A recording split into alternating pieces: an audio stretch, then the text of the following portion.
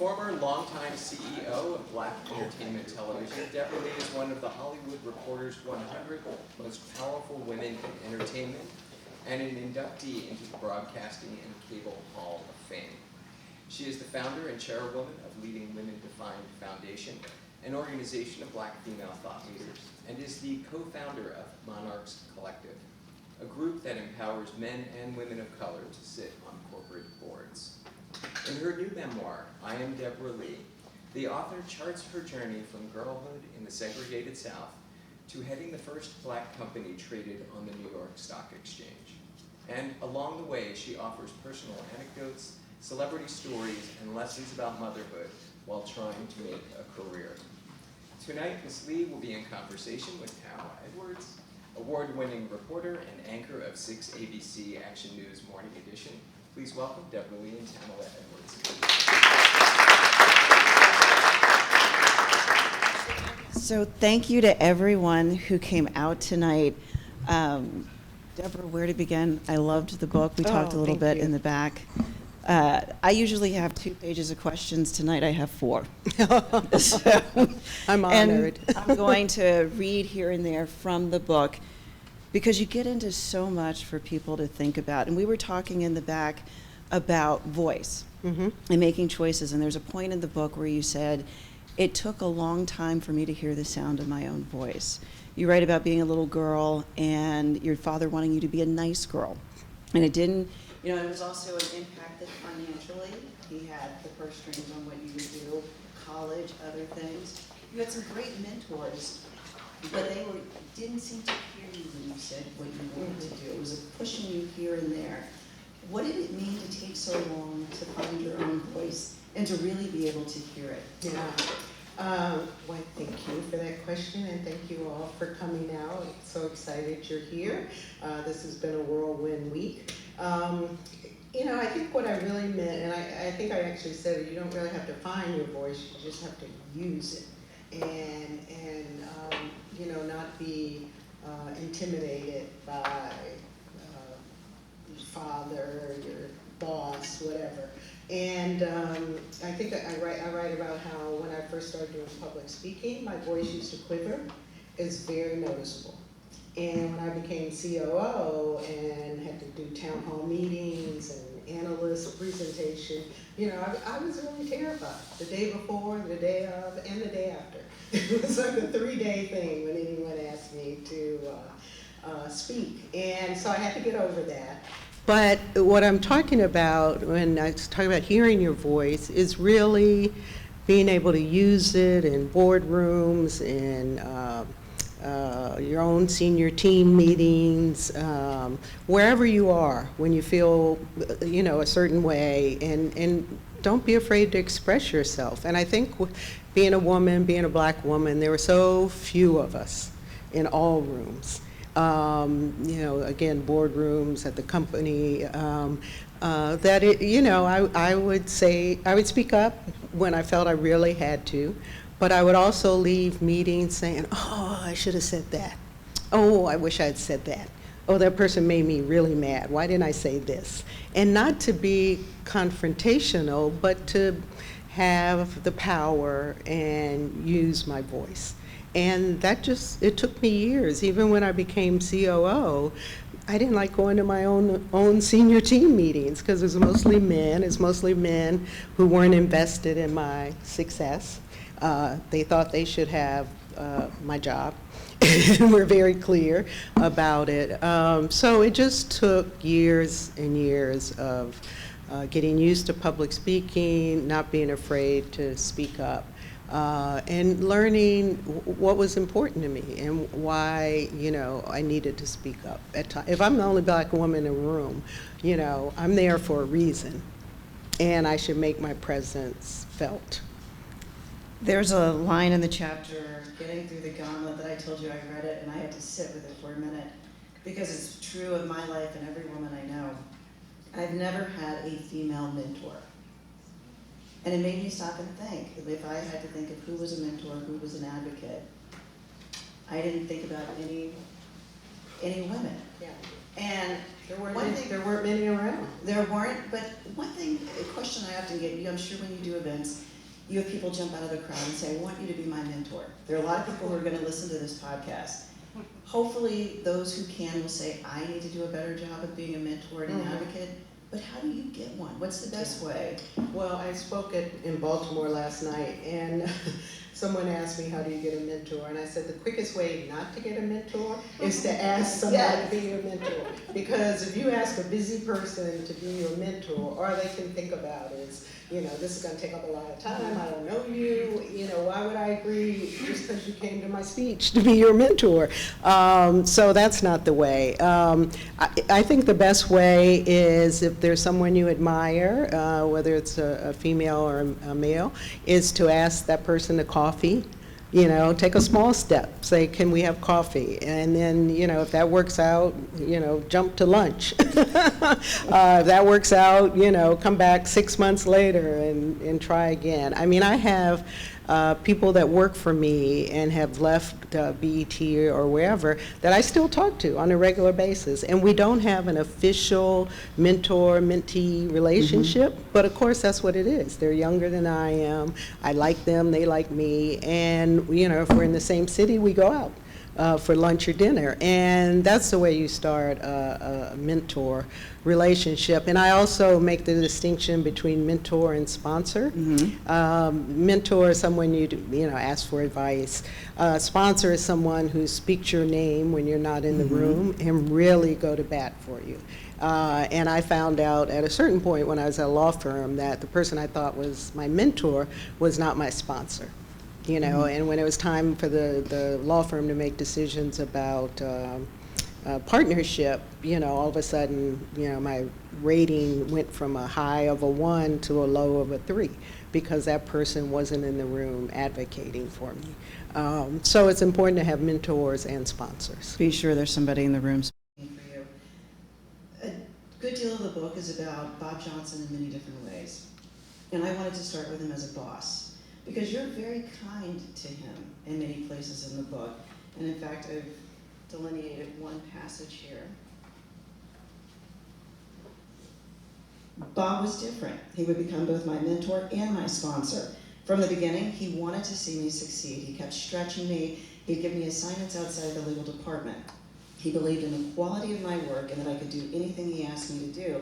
And that became apparent on my very first day at BET. Meanwhile, he asks you to take a pay cut to start.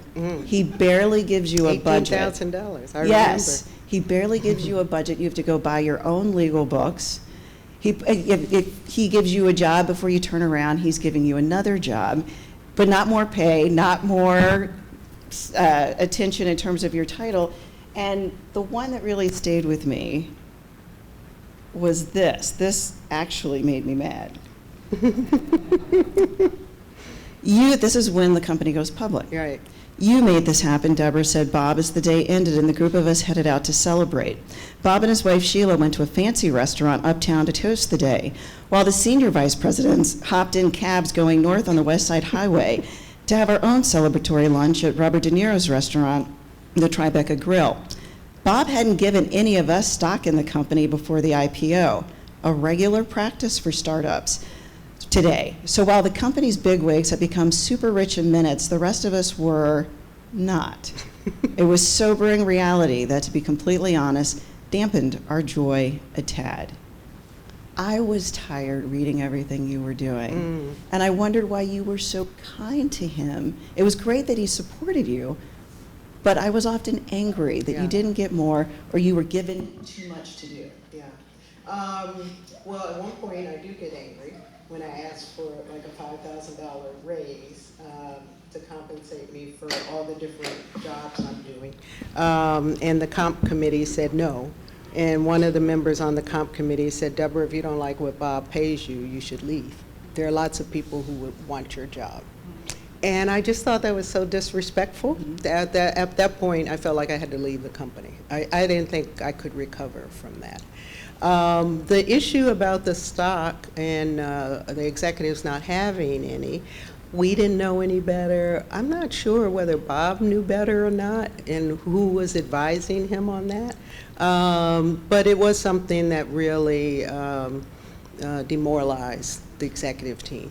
You know, we'd all worked hard on it, and, you know, I was still general counsel, so I was the one at the printer every night after midnight eating M&Ms because they didn't have any other food. And so it was a little demoralizing. And soon thereafter, I think we got phantom stock, or maybe real stock, I don't know. And then, of course, when we got it, we couldn't sell it for a certain amount of time. But it was a hard time, and I think we all had to make our own decisions as to whether this was the place for us. And Bob, you know, he's a great salesman, he's a visionary. I mean, when you hear him talk, you know, he inspires everybody. You know, I think I say in the book he could sell ice, you know, in the wintertime, or in Alaska, I don't know. There was a funny saying we had. But and I think he truly cared about us as executives and cared about us as our families and wanting to help us create wealth. But I think early on he just didn't know how to do it.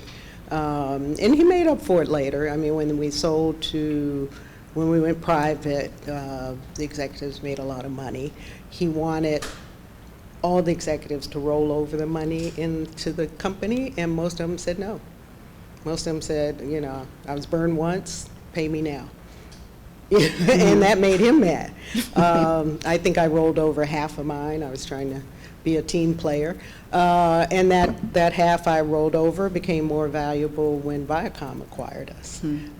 So I did really well, made more money than I ever thought I would. But it was a difficult time.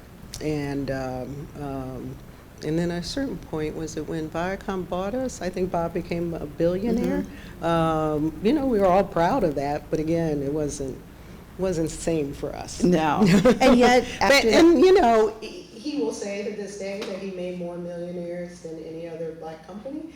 I think that might be true, even so last night someone questioned that. But he did. He created wealth for all of us at a certain point. It just wasn't at the very beginning. within a year of that meeting, he's sitting there while that man named Herb is telling you, you might as well, you don't like it, go away. Right. He makes you chief operating officer. You were on your way out the door. What do you think caused such a turnabout?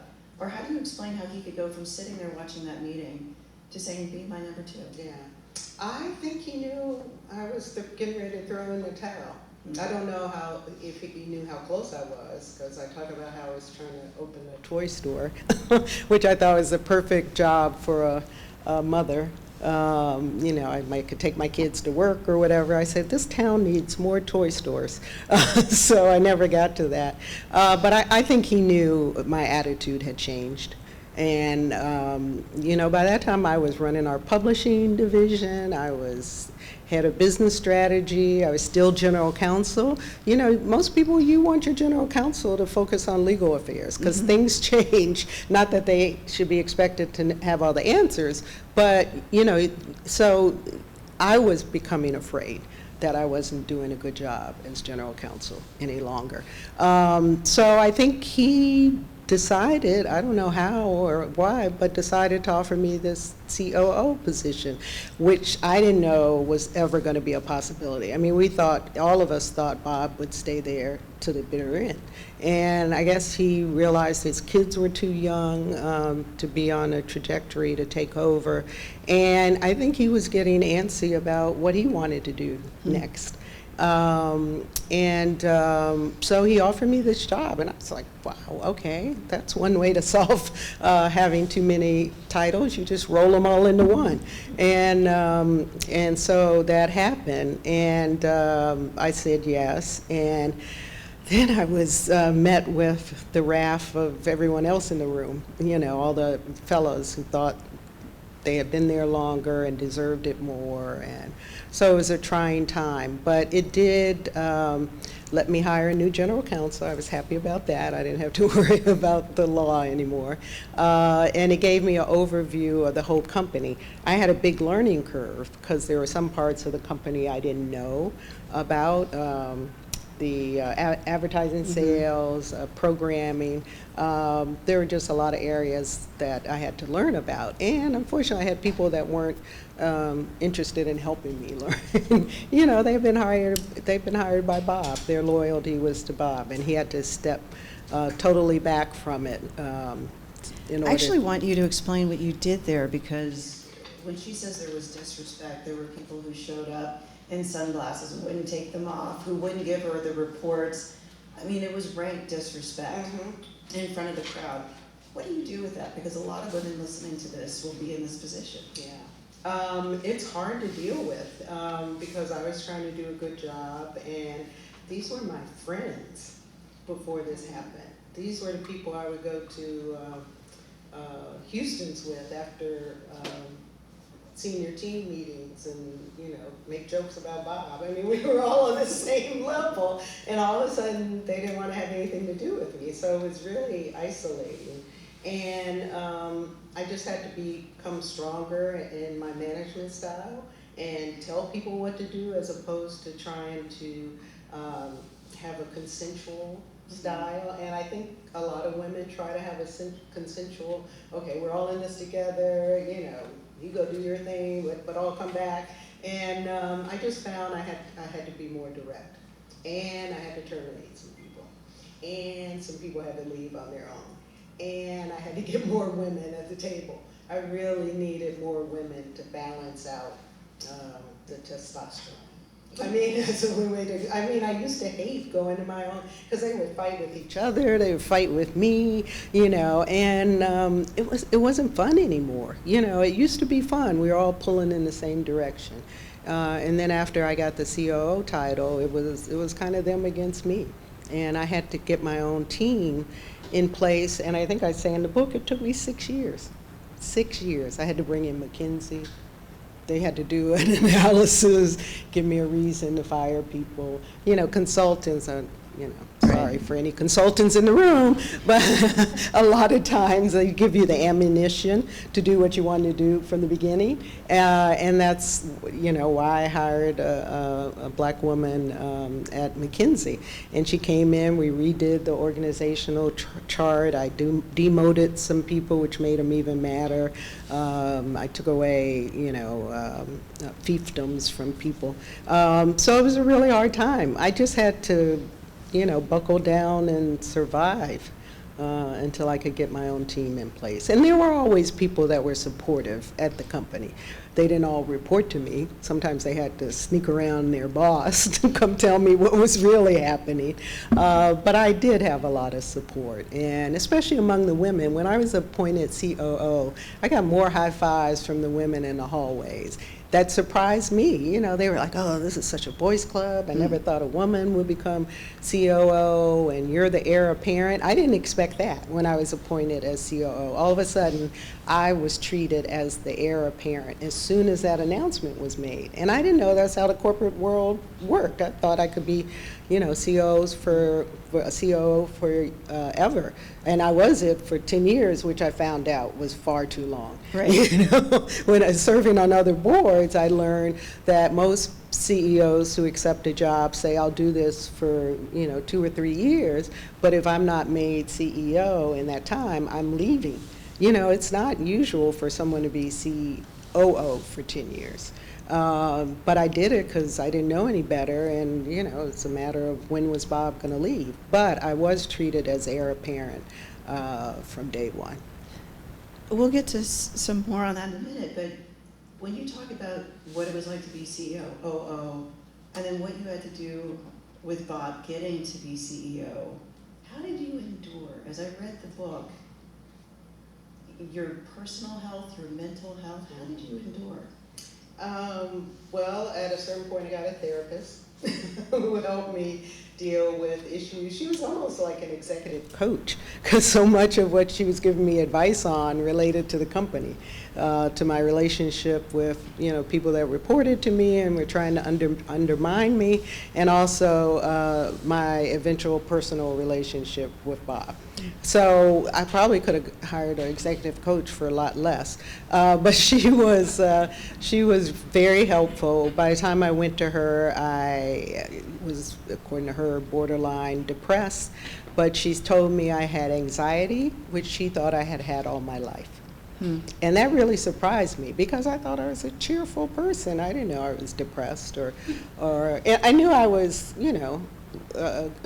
studied hard, so I didn't flunk because that would have been horrible. But she said, I think you've been anxious all your life, and that's one of the reasons you've been so successful. You've always been prepared, always, ahead of the game. So she worked with me for years. That was helpful. And, by that time I had 2 kids that I loved so much, and they brought me so much joy. Around this time, my marriage was falling apart. Unfortunately, people say, can you have it all? And I say, yeah, you can try. And I definitely wanted it all. I knew from the beginning I wanted kids. And I think my generation was the first generation of women who thought that way. I can have a career and I can have kids. It's okay. I can find, there is no balance, I'll say that up front, but you try to find a way to do it. And I always say, my marriage was what fell by the wayside, that I couldn't, that just didn't work under the facts and the circumstances. But anyway, so at a certain point I was a single mother and divorced. So my kids kept me going, and I guess family and friends who had no idea what I was going through, but were there to support me. In the book, actually, when you were married twice, Yes. Once in your 20s, and then later to Randy, the father of your 2 children, and because you've written this book for young women and for everybody to read and think about, when you get there, you say you can't succeed at a partnership without approaching it with clear eyes and plenty of communication. The advice sounds obvious, but I can't tell you how many women CEOs I know who assume their marriages will work themselves out. We all know love doesn't pay the bills, but you know what else it doesn't do? It doesn't allocate the percentage of your paycheck that goes to the bills, divide up the house chores, or decide who will pick up the kids when both parents are working past 8 p.m. So you really get into that. When you look back, do you think it could have been possible with different communication to say, I'm getting to this level, why don't you shift and do this? I think of Ann Fudge, Indra Noory, some other people where at the start the husband said, okay, you go, I got the house. Right. Or do you think it's about timing? A husband today would have been willing to hear that, but not back then?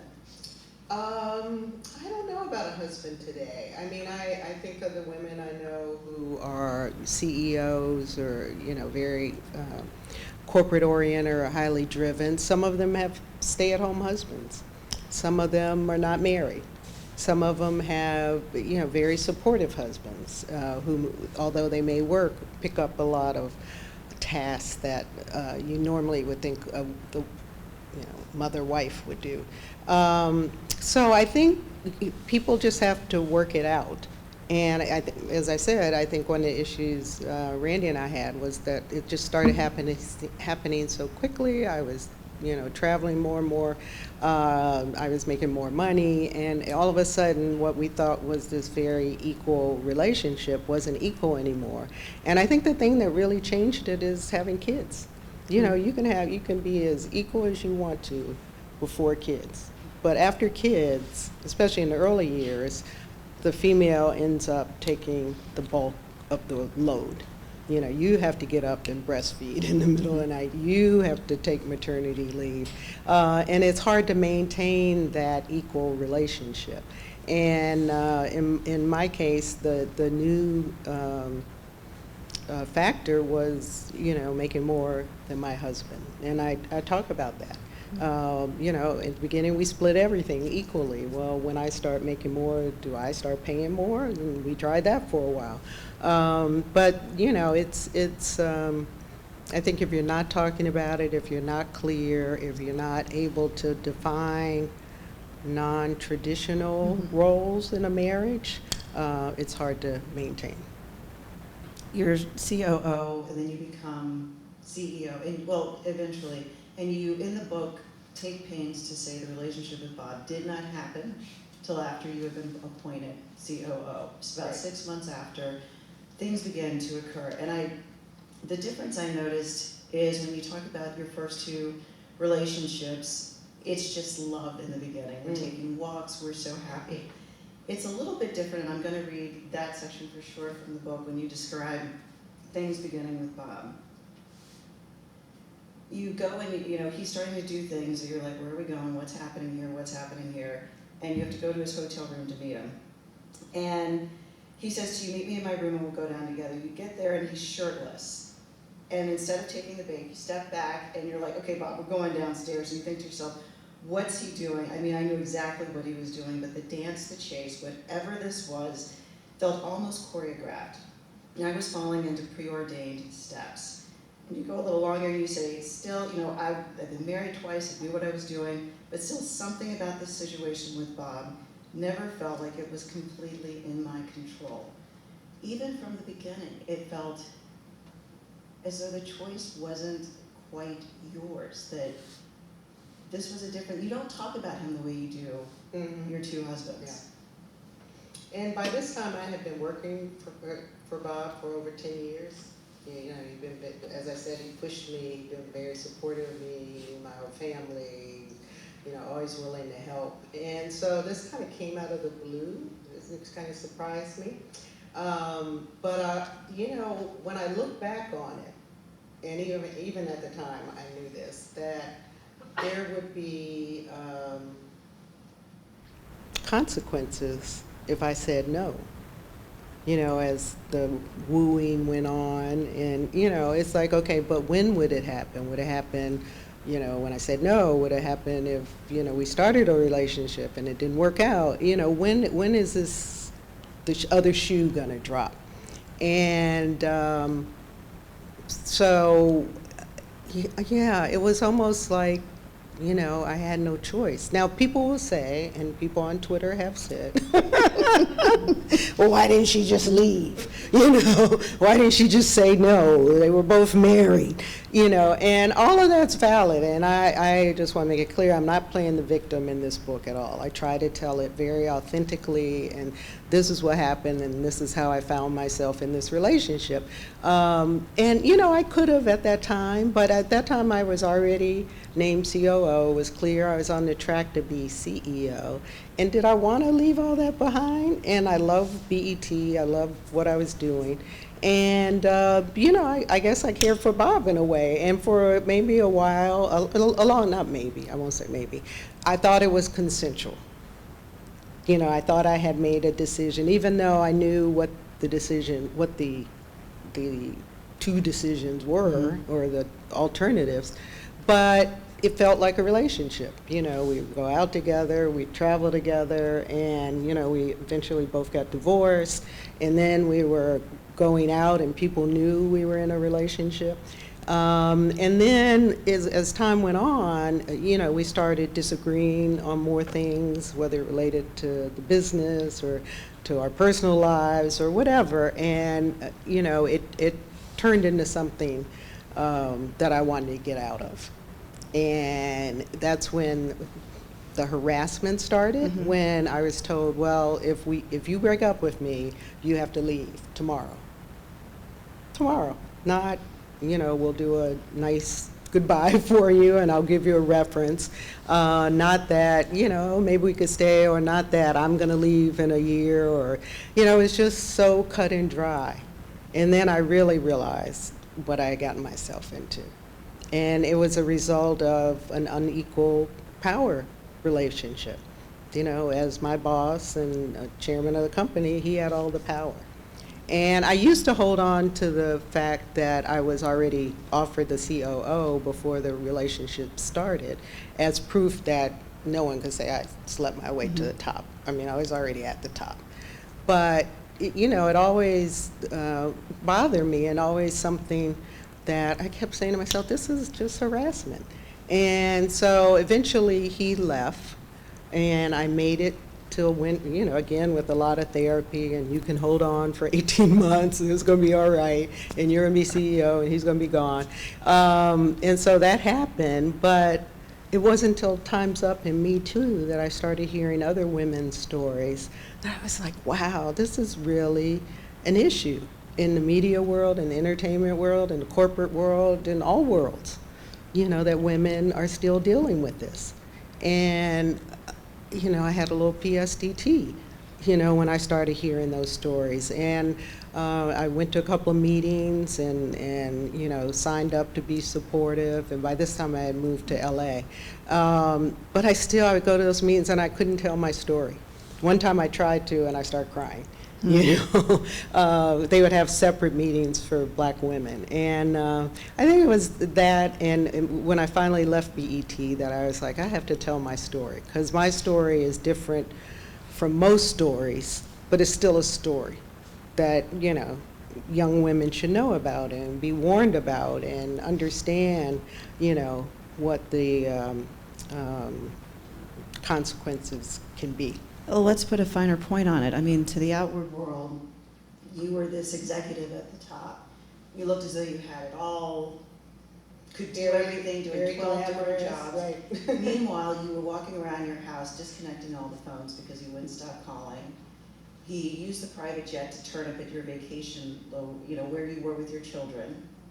Some of these fights would get physical, and you couldn't talk to anybody about it. And I would imagine also you're trying to metabolize in your mind the man you knew in the beginning who would give you anything. Could you have ever predicted he would become this person? No. He was, and one of my friends said to me, well, you were very kind of Bob for 3/4 of the book. And I was like, well, he was my boss. He was supportive. He was funny. He was charming. He treated us like a family, sort of. We'd go on trips together, the team. And, he was a great boss for a long time. And I could have never anticipated, anything like this happening. I will say there were rumors right about him and other women, but they were just... You never heard about him behaving this way? No. You said something really interesting in the book about the arguments over you becoming CEO.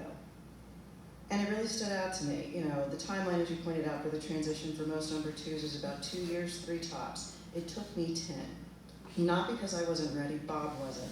I'm convinced that he was not only holding on to his title, his position, his power, he was holding on to me. Bob didn't want to let me go. Did you become BET one, synonymous Debra BET? He couldn't let either one of you go. To let you go would be to let BET go, and he could not imagine that. That's a good way to look at it. That's a good way to, and he did have a hard time letting BET go. Even though he said he was ready, once he left, he kept calling me, trying to make suggestions about programming and other things. And it was still, a bad relationship. I mean, he had a hard time. And, he had lots of other things going on. It wasn't that he was trying to retire or anything.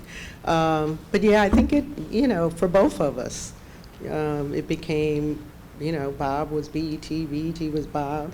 And that was true for a long time, even after he left. People were, for years would say to me, how's Bob? I was like, I don't know. I haven't talked to him recently. And, that just stopped maybe 5 years ago when people started realizing that I was running the company and that he was really gone. So, yeah, I think it was difficult for him. You said something surprising to me on GMA where you explained to Robin, essentially you felt trapped. But he was saying, well then fine, get out now.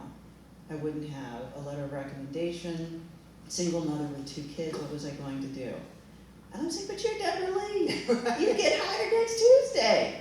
You've run a company, everybody already knew you. Yeah.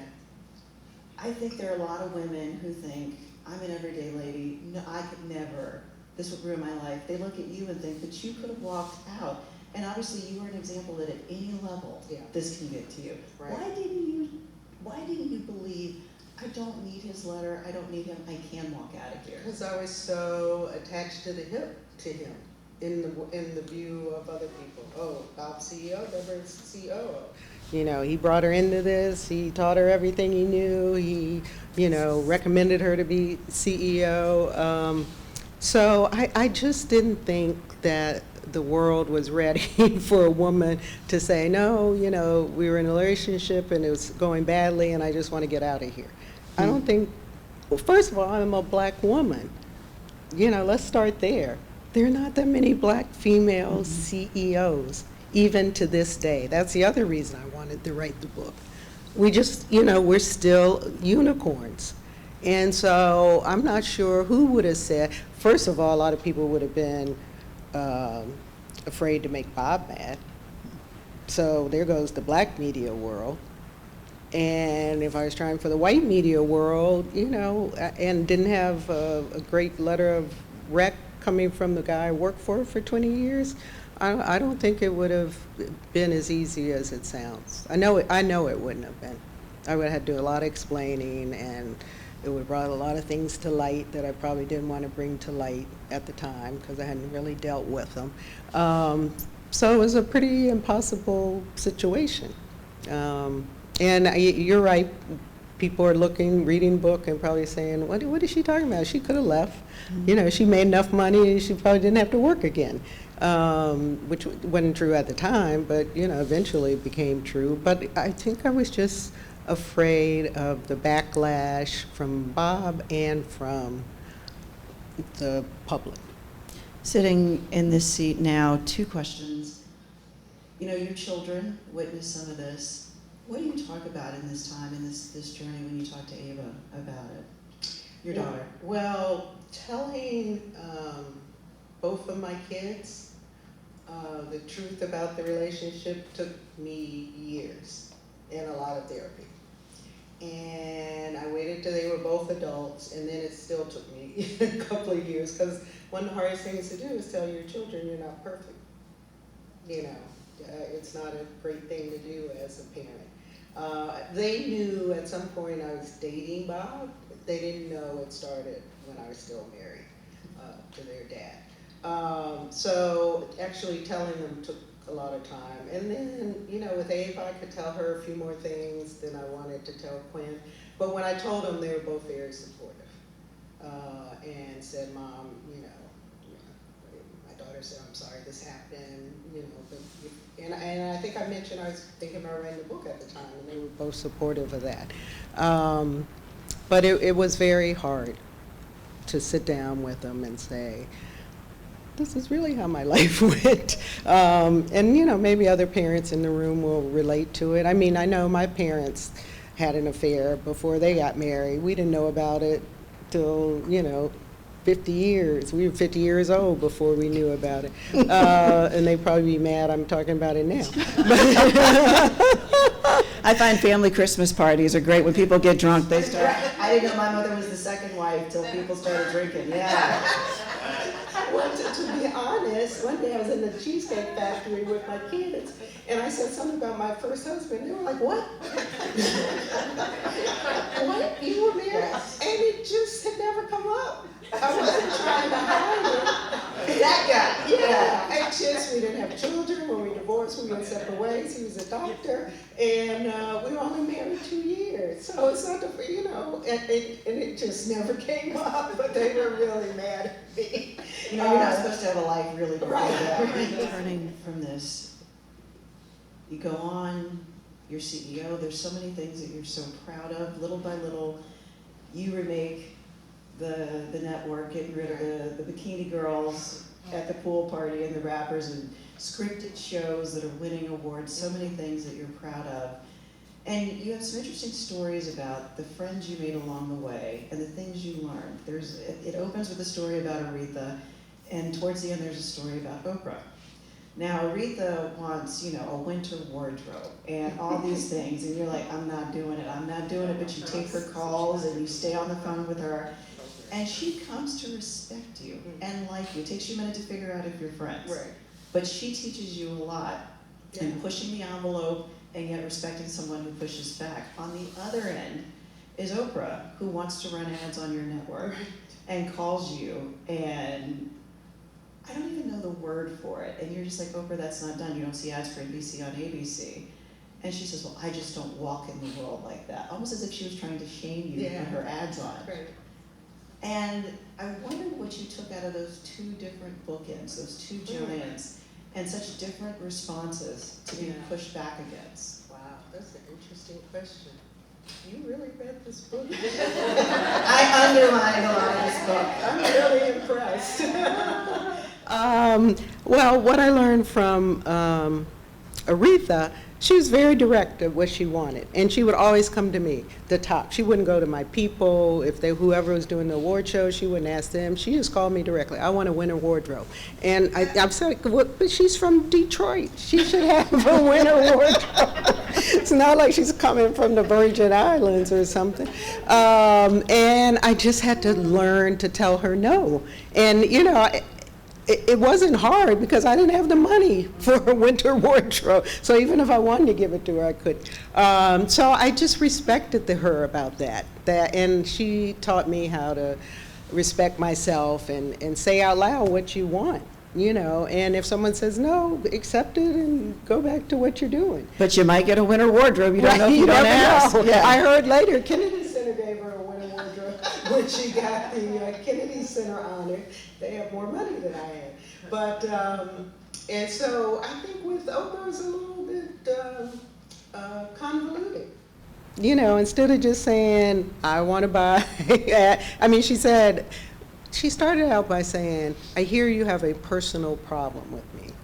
And I was like, Oprah, I really don't. What are you talking about? And she said, yeah, my people say there's something going on between us. And I said, no. And I had called my people beforehand to ask me what she was calling about. And so I knew it was about ad sales. And so I said, is this about you wanting to buy, your people wanting to buy? And we always say your people, so don't make it personal. And so wanting to buy ad spots on BET. And she said, yeah. And I don't understand why you would say no. And I said, no, because you're a competitor. And you're going after a black audience now, and I'm not going to deliver my audience on a silver tray to you. And then that's when she said, well, it's more important to me how you walk through the world. I was like, what? And she's in the TV business. She always has been. So it's like, well, no, it's very competitive. And, you know, we all get Nielsen ratings in the morning, so we know who won the night before. And I said, I'm all about winning, you know. And she said, well, it must be like me and when Phil Donahue called me when I had my show in Chicago. And she said, he called me and he said, I wish you good luck in all time periods except mine. And I said, yeah, it's very much like that. I said, except I'm running a 24-hour network. So I'm not giving up anything. And she was frosty for a while. Yeah, we didn't have, I mean, we weren't close beforehand. We knew each other. But yeah, I felt a little frosty for a while. But I'm sure she, you know. She understood. Yeah, I think she understood it at the time. She was just trying to. You write, in the book, talking about your son, Quinn. You have two children. Quinn was your oldest one. He's a son. Your daughter, Ava. He was known as DJ Spicoli. He was a DJ making a way in the world. COVID hit him hard. The isolation, Black Lives Matters, George Floyd, you talk about all of it. And you lost him to depression. Yeah. And I wanted you to talk a little bit about that. At the time, you did not give details, and it's just now that you're willing and ready to talk about what happened more. You know, it's the hardest thing I've ever had to deal with, and I love him so much, and I miss him every day, and you know, he was my guy, and the bear hugs, you know, he was such a loving person and so inclusive. You know, he wanted everyone around him, you know, black, white, you know, piercings, tattoos, no piercing. I mean, he was just that kind of person. He was always bringing people together. He was a DJ, and people were always going to his events. And you know, he seemed happy as a lark, just happy. He just always was a happy guy. And when he became depressed, you know, we tried to get him as much help as we could. It was hard in COVID. I couldn't even hug him because I have diabetes, and he was scared to, you know, he might give me COVID or whatever. And, you know, you couldn't do therapy in person. You could do it via Zoom, but it was hard. And we thought he was doing better, and then You know, he just decided to give up. And I'll never know why, but I know, you know, he was one of the most important things in my life. So I write about him in the epilogue. This happened while I was writing the book, and continuing to write the book helped me get through some of it. So I didn't want to, you know, make the book about him, but I wanted to acknowledge that he had passed and how much I miss him. And, you know, it feels like sometimes there's a mental health epidemic among young black men. And I don't know how to explain it or, you know, what, but I still find it hard to believe that my son was part of that. But he was so encouraging to me and always loved what I did. In fact, you know, cute little story, while he was going through therapy via Zoom, he called me one day and he said, "Mom, have I ever had any trauma in my life?" And I said, "Well, I'm not sure, Quinn. Maybe when your dad and I split up." He said, "No, that wasn't traumatic." And I was like, "Well, you know, don't make anything up. Why?" And he said, "They're asking me about it in therapy." And I said, "Well, if you don't remember it, I don't remember anything." And I just thought that was so reflective of the kind of person he was. He's like, "Trauma? What trauma?" And so I've invested in a mental health insurance company that makes sure all employers provide mental health care for the children of their employees, because we found out that a lot of them don't. It's just for employees, not for. And you know, I started a fund for internships at the Recording Academy in Quinn's honor. It's called the Quinn Coleman Internship. And I met with 5 of them during Grammy week, and they were so appreciative and wanted to hear all about Quinn. So I'm still trying to figure out how to deal with it and dealing with the grief and you know, with our family, Randy and Ava and friends, you know, we're just dealing with it. And you don't understand why these things happen. But as you and I were talking before we came in here, it's a serious illness. And it's something that, you know, was very pervasive during COVID. And I think we're still seeing the effects of that, and will for many years to come. I know if I ask you what you're proudest of, You're going to say your children, so I'm Of going to ask course. you, as a mom, I know, Right. the next thing that you're proud of, and what are your dreams for yourself for the future? Oh, wow, I'm allowed to have dreams for myself. You're allowed to See, I'm have not dreams. even, I'm really not even that person. I've been, you know, living out so many other people's dreams. What am I proudest of behind my children? I guess being able to give young African Americans opportunities at BET that they wouldn't get other places. I mean, that's the thing that kept me going. And to give someone an opportunity and see them soar is just incredible. And I think that's, you know, people used to say, "What do you want your legacy to be?" I said, well, I want to be able to say I gave people opportunity, even if they left BET. You know, the fact that they were there and contributed. You know, of course, there are high points with programming and being the first black company on the New York Stock Exchange. So I'm just, you know, I guess I'm proud of my career. And as you say, of course, you know, so proud of my kids. And what do I dream about? I dream about getting through this book tour.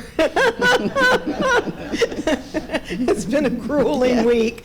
But no, I dream about, you know, my daughter being as successful as she wants to be and being happy. I'm really into happiness right now. I want everyone to be happy, and self-care, and you know, I want to have time for self-care. I mean, this is my retirement, so I'm busier than I thought I would be. I'm on 4 corporate boards, and you heard the introduction, but you know, I just want to you know, have time to enjoy life and enjoy my family and my friends, and you know, I may have 1 or 2 More ventures in Yeah, there. surprises along the way, but every time I mention something to my daughter, she's like, why would you do that? Like, aren't you retired? So I don't know. I did, writing this book was important to me, and I'm proud of it. And we should mention her daughter, Ava, Is a writer on Abbott Elementary, so she's kind of Philly connected. Yeah, she loves it. She really loves it, so. So 100 questions Oh. for you, but I'll just have to do one. Okay. If you were financially independent completely, would you have tolerated what you tolerated with the last person you were with? Well, he wasn't the last person I've met. I've had a couple of boyfriends since then. That was a long time ago, but thank you for that. I don't know. I mean, the thing that kept me in the relationship when it started going bad was BET and all the people that worked for me. I mean, there were some women that I told when I was leaving, they'd start crying. They're like, oh, you can't leave. Does the board know? I'm like, yeah, the board knows. It's 32 years. It's a done deal. But that was such an important part of my life.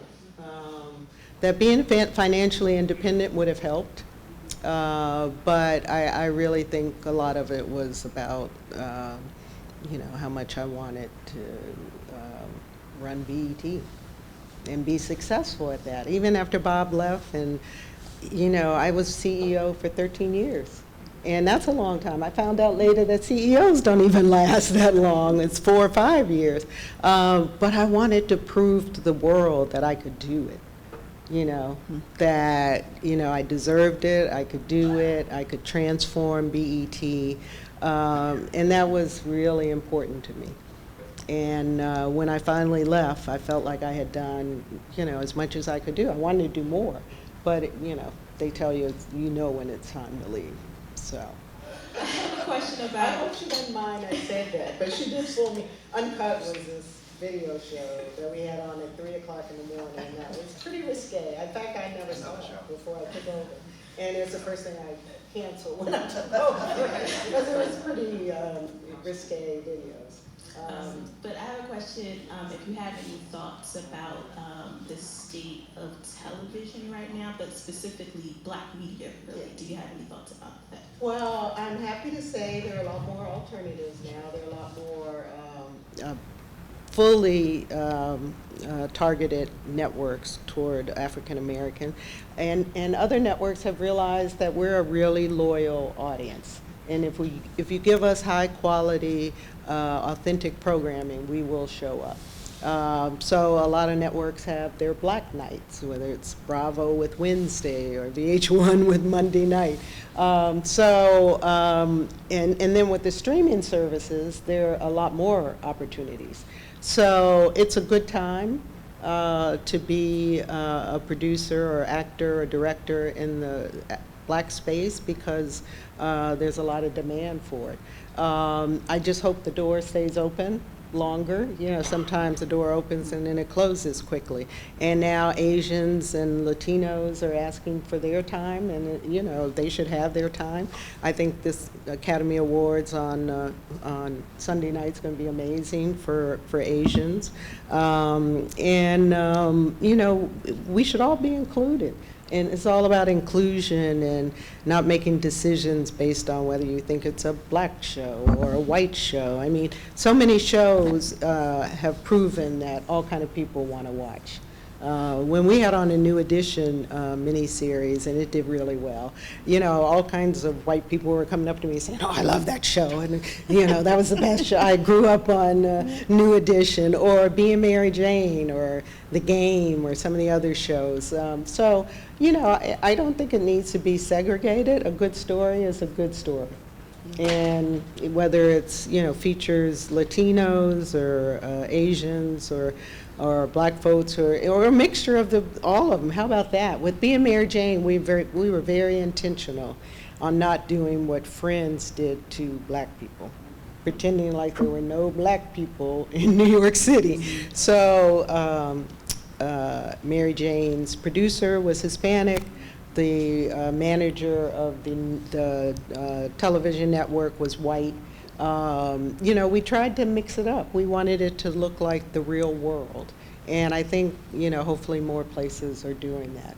I love the success of Abbott Elementary, and that everyone that you know, you mention it to says, "Oh, I love that show," and you know, it's the #1 show. It's doing great, and I think because Quinta Brunson, you know, mixed it up, different teachers, different stories, and you know, it's not just one kind of story. So I hope that is the way media goes. Thank you very much for writing a book and for having this session tonight. I just found out about your book this morning Oh, really? on the radio, and Oh. I was like, I have to get tickets. And Was I it wanted the to Steve bring my Harvey two show? daughters. NPR. Oh, okay. Yeah. So I heard Steve Harvey talked about it this morning. I was like, I haven't heard that one yet. So I'm just curious about your process for writing a book, because you've lived obviously an amazing life, and being a Black woman CEO says it all, right? So how did you go about condensing all of that and kind of remembering, you know, like the special things? And then was there anything really surprising as you were going through and piecing everything together? Was there anything that was really surprising to you that, you know, stood out? Oh, that's an interesting question. Well, my process was, I started with stories I tell over and over, because I've been doing public speaking for a long time after I got over my quivering voice. And people started asking me to be dinner speakers or whatever. So I have, you know, my favorite stories that I know where people laugh, and I know, you know, they write me notes and say, oh, I really appreciated that story. One of which is the story when I had to go to New York right after Quinn was born, and, you know, my breasts were hard as rocks, and I had to pump in the bathroom at the law firm and pour the breast milk down the toilet. So every time I tell that story, it really proves the point that women are different and men don't understand. And the people I were meeting with were all men, and so they had no idea what I was doing. But anyway, so I started with that. I also knew the challenges in my life that I wanted to deal with. And I don't want to spoil everything for people who haven't read the book, but one of them was that I had an abortion before I went to law school. Between my finishing college and starting law school, I had never talked about that publicly. And I wanted to tell that story because, you know, Roe v. Wade was decided 3 years before I had to make that decision. And I had the right to choose. And now women are losing that right. So I wanted to be part of that discussion. And Planned Parenthood has been trying to get women who have had abortions to come out and talk about it. So I knew I wanted that to be part of the book. You know, I knew I had some pretty funny celebrity stories because of my career. So, you know, I just, well, the first thing I did was come up with a book proposal where I tried to put it all in a way that made sense. And I wanted it to be primarily business advice. That was the start. And then I wanted it to be part memoir and to tell those stories that related to the business advice so that people would remember the stories. Now, not every publisher I talked to agreed with that approach. Some of them are like, oh, you got to make up your mind. It can't be a memoir and a business book. But then the publisher I ended up with said, yeah, no, that makes sense. And so she let me write the book that I wanted to write, which was great. But anyway, and so then it was just, you know, I worked with a collaborator and just telling stories over and over and over. And next thing you know, it was a book. And, you know, people have said it really feels like they're sitting down talking to me over a glass of wine. And that's the way I wanted it to feel. And there are no photos in the book because it's supposed to be a business book. So, you know, you don't see me at 2 years old or when I went to college, when I went to law school. So it was a great process for me. I'm not a journaler, and I don't have the greatest memory in the world. I mean, in terms of dates. unless it has something to do with my kids or, promotion or something, So, a lot of things I had to research and ask other people, do you remember what year was that Chris Brown, performed? So there was some research, attached to it. But I've never been a journaler, so I didn't have that to start off with. But it was, I wanted to make it interesting. I wanted to make it funny. I like humor.